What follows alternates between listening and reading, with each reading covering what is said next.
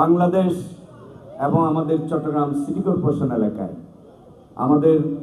আমরা আজকের এই প্রোগ্রাম থেকে সবাইকে আহ্বান জানাবো, উন্মুক্ত খেলার মাঠগুলোকে পার্ক না বানিয়ে, উন্মুক্ত খেলার মাঠগুলোকে মার্কেট না বানিয়ে উন্মুক্ত খেলার মাঠ হিসেবে রাখার জন্য আমি দাবি জানাচ্ছি।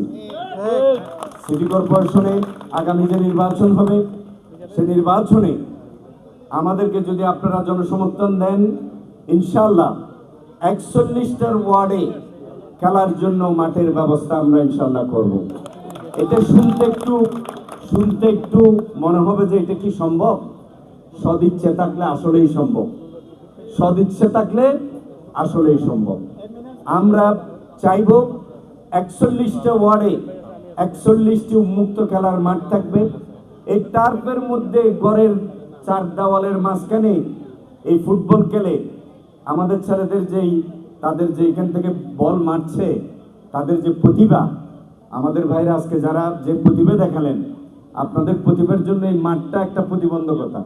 আমি মনে করি আপনাদের প্রতিভার সত্যিকার বিকশিত হবে যদি আপনাদেরকে আমরা ভালো মাঠ দিতে পারি, আপনারা ভালো মাঠে খেলতে পারেন। চট্টগ্রাম সিটি কর্পোরেশন, আমরা যদি নির্বাচিত হই, চট্টগ্রাম সিটি কর্পোরেশনের উদ্যোগে আমরা একটি বাৎসরিক টুর্নামেন্টের আয়োজন করব ইনশাআল্লাহ। এবং এই সিটি কর্পোরেশনের নামে বাংলাদেশে একটি ক্লাব প্রতিষ্ঠা করার মাধ্যমে বাংলাদেশের খেলাধুলার যেই দুরবস্থা, এটাকে দূর করার জন্য আমরা উদ্যোগ গ্রহণ করবো ইনশাআল্লাহ।